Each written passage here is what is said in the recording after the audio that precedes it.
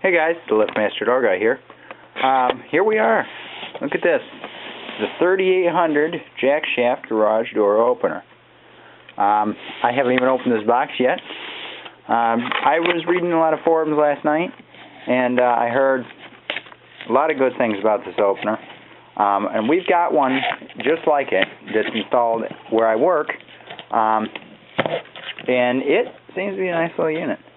So I'm pretty excited to see how it's going to perform on this door. This just came in today, UPS, by the way. Sam had wanted to see a video of me installing this, which I was actually planning to do it anyway. So I like to save my boxes, so that's why I'm opening it this way. But we're gonna see. I don't know. I never have installed one of these before, so bear with me here. I did do a little bit of reading too, and I kind of familiarized myself with the manual a little bit. And look to see what's going on. So I'm going to kind of show you these parts of the unpacking. This thing here is a cable tension monitor. And what this does is this mounts to the wall, and this roller here, it tells the opener about the tension on the cables. Now this is kind of stupid because there's only one. And this will only tell the tension for one cable. So if something goes wrong with the other cable on the other side, now in my system, a single spring system, like if the spring broke or something, the door would no longer operate because there would be no tension on the cable. However, if a cable breaks, I can't guarantee that this will still see tension on the one cable that's not broken. So let's see here. This here is the smart control panel, but I'm going to just use mine up there. This here is the, a 373P. Of course it is. Safety eyes, I'm just going to use my Generation 1 sensors. And let me see what else we got here. This thing here is the lock. That locks the door when it's down. Safety eyes bracket. Got under here. There it is, guys. Alright, I got an emergency release handle, hardware bag. That's it. Not actually that much stuff in this hardware bag. Nothing in there, just a spacer. Alright. What's in here? Just a minute, I gotta set this down so I can see what's going on here.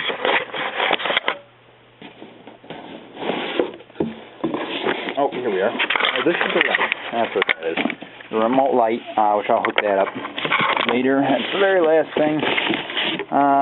Nothing in there. Oh, edge here.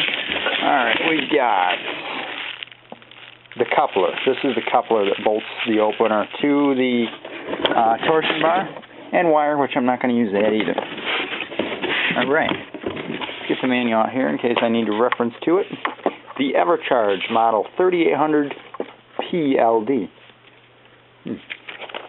Alright, let's see, quick thing, we got everything. Alright, so the first step is to put the collar onto the motor unit. We gotta get the motor unit out of the box thing. I don't have a tripod still. I should come up with a makeshift something or other. Let's see here. Alright, here we are. This is the LiftMaster model 3800. Alright. Now, out of the box, this is a little bit different from a commercial operator in that out of the box, this unit is set up for left or right side install. Now, I'm going to be hanging mine on the left, so I'm going to be attaching the collar on the right side of the opener. Oh, let's see here. Where is it? There it is. This video is probably going to end up being in 2 segments, maybe even 3. But I'll probably, as we get a little farther in here, I probably won't be showing as much. But alright. So this is going to go on the edge just like that. Shoot, I need Allen keys. See if I probably don't have the right size here, but let's find out. What do we need? 3/16.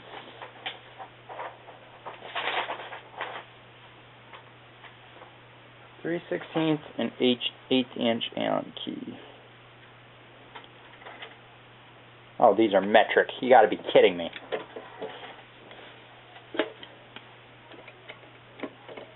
You got to be kidding me. Well, you're not kidding me. All right, guys. I'm gonna pause this. I gotta go find some Allen keys. All right, guys. Well, we're back. Found the Allen keys. So, actually, I got my bit driver here with my 6-point wrench on it. So, all right. First thing we got to do is tighten these down, and when you tighten them, they got to be tightened evenly. We don't want one side that sticks way up or one side that doesn't. You want them both to be tightened so there's an even gap on either side. So I'm doing that here, getting the stupid thing stuck.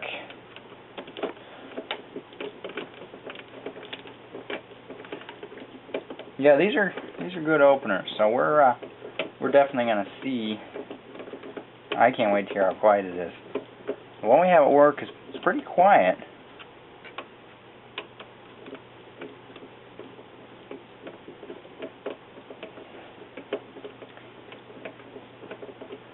Man, I have someday here.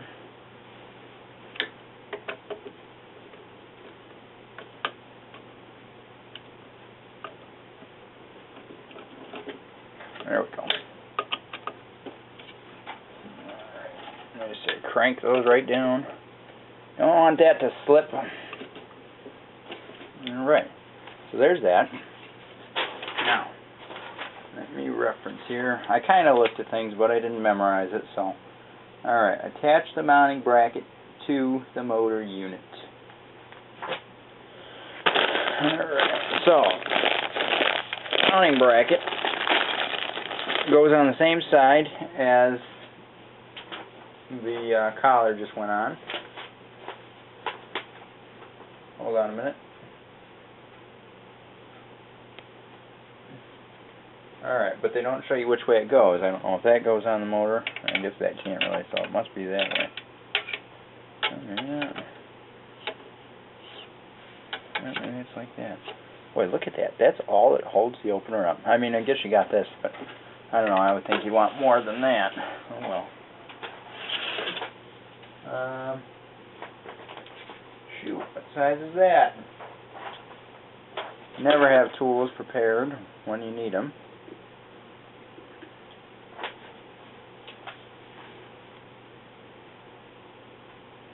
Quarter-inch. Alright, let me get that out here. Alright, we got the release rope. Boy, it's like 6 miles of that.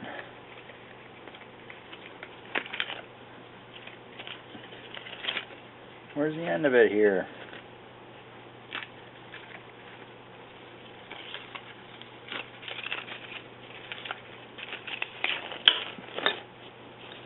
I don't think the release rope could be any longer.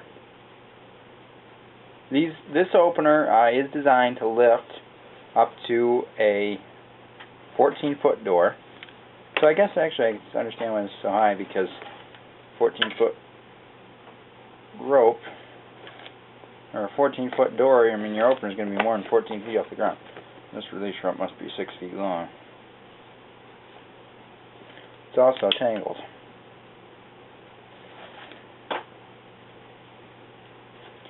Anyway, I'm not here to worry about that now, but alright, so there's that. Alright, anyway, screws. They are these little things right here. That's all the bigger they are. And those are going to be put in using quarter-inch bracket, or quarter-inch nut driver, which I don't have that either. Hold on a minute. Sorry about that, I lied. It wasn't quarter-inch, 5/16. And then that little bracket goes in right there.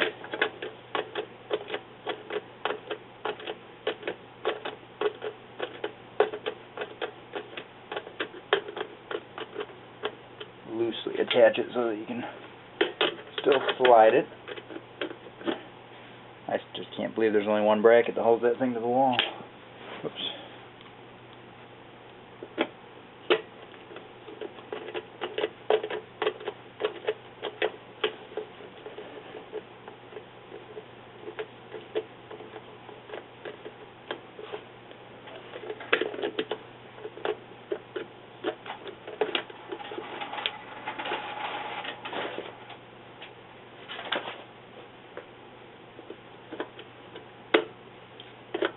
Alright, well the next part is going to be mounting it up there. I won't get it mounted, but I'll get the mounting all planned out. Alright, well here we are, just before we hang it. I did drill holes so I didn't have to try and do that while I was holding it up here.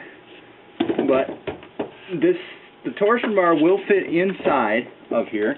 And mine is not, it's just on the borderline edge of being too short. But it is alright. So I can just get these started in here. Come on. Get the legs through the bracket on the side. The one stupid thing about this is they gave you silver legs. Now I don't know about you guys, but when I get done with an opener install, I like to have it look nice.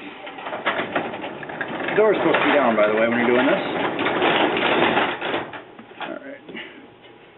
That would have been kind of funny, and get it done, and oh shoot. Here, hold that up there. Grab the drill, drop the camera.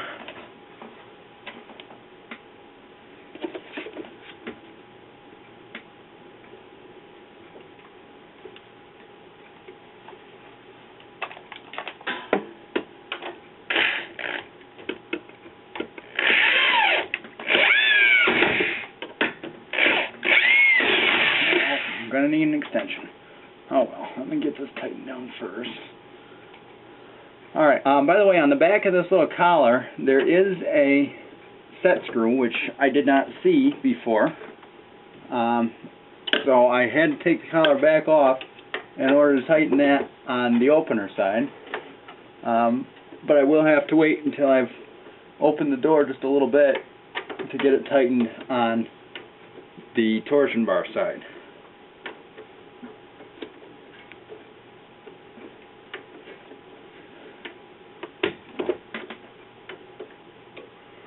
One thing you kind of want to get it close to being straight, and I would want mine straight, of course.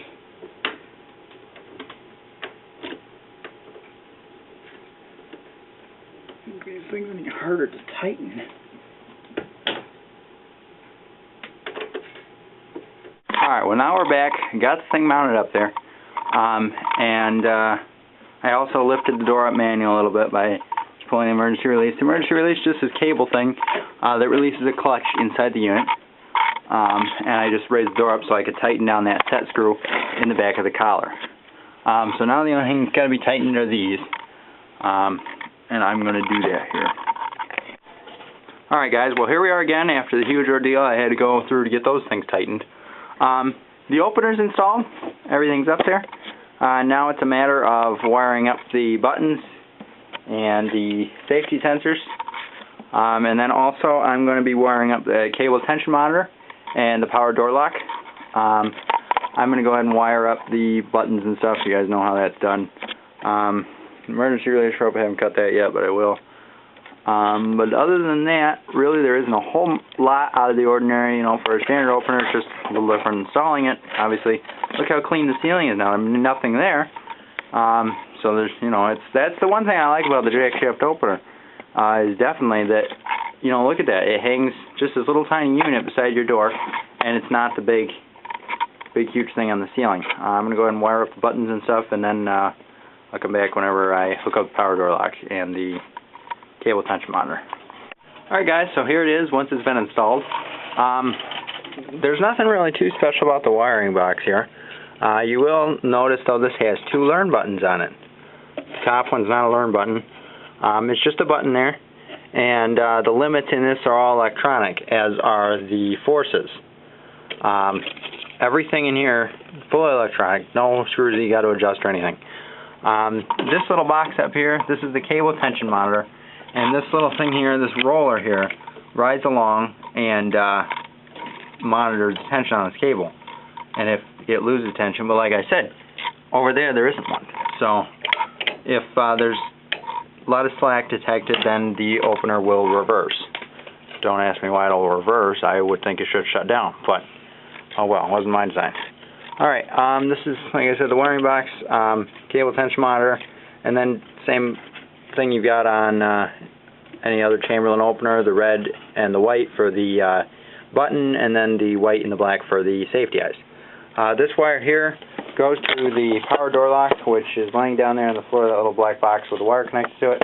I did not hook it up because I realized that I would have to drill holes in my track, and if this isn't staying in here, it's probably going to end up in the garage, so I really didn't want to drill holes in this nice white track. For the first time, powering it on. I haven't hooked up the remote light yet either. Alright, so there we are. Like I said, the 58LM is on. And you can see how it kind of flickers there. That's because there is not enough power in the system to power all the buttons I have connected up. I've got the smart panel over there, and I've got the 58LM here, and then over there I have, it's 5 o'clock, over there I've got an aviator button. I just dropped my card. Told me how to set forces. Bird clock. Of course it's inevitable, it's going to happen while I'm trying to film a movie. Alright, so, setting the limits. Alright, setting the up position. Alright, so what we do is we press and hold. What does that mean? 3 flashes. Hold on a minute. Was that 3? Maybe not. Alright. That was 4. What does 4 flashes mean? Hold on, was that 4? Now I'm scared. Alright, 4 flashes. What does that mean?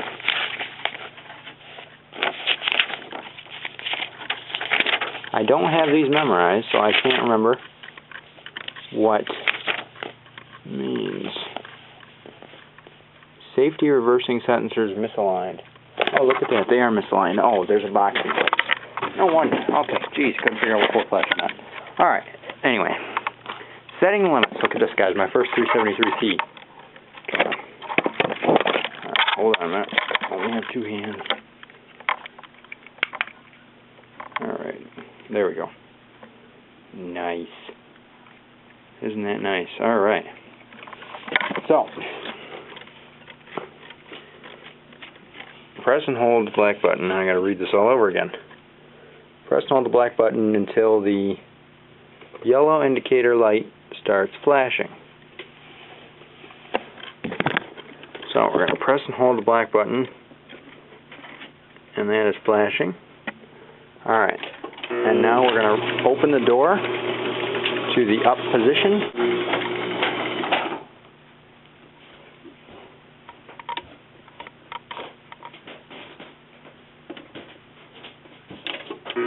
Alright, so we're going to set the up limit here.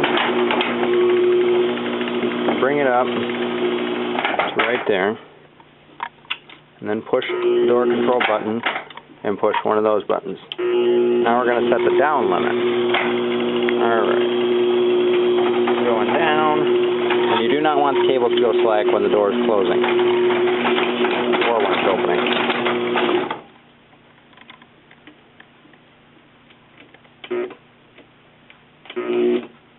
Alright, right there I would say. Alright, limits have been set. Alright, let's try it out.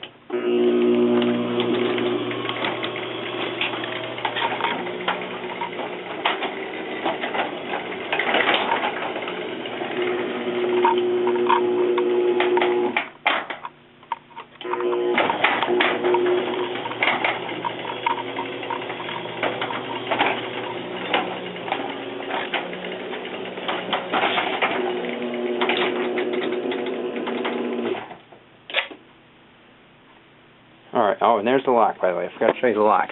Let me see which button runs it here. None of them. Oh, the first one is programmed to run it. Okay, so stop the door. Here's the lock. The way this works is when you run the door down all the way, it's going down. Whoa, boy.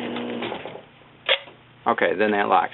What's going on with the door? This door is so light. I just realized this now. The door is so light that when the motor is slowing it way down to stop, it's actually jumping the door. Alright, run it up, and you run it up, you can see the lock retracts, and normally this would be mounted through the side of the track here and pop in over the top of a roller. But like I said, I didn't want to put holes in the track.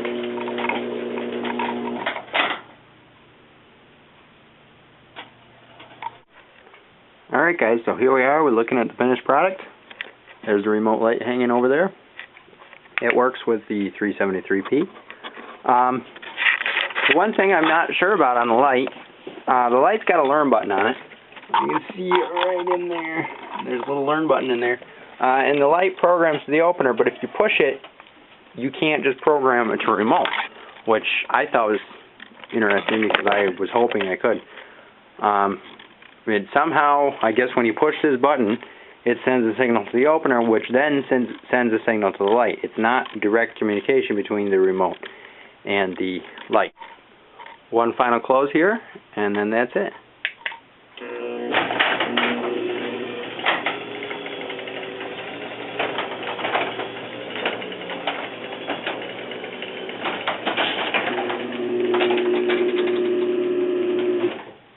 There we go. Alright guys, check back soon for more videos, and subscribe to the channel.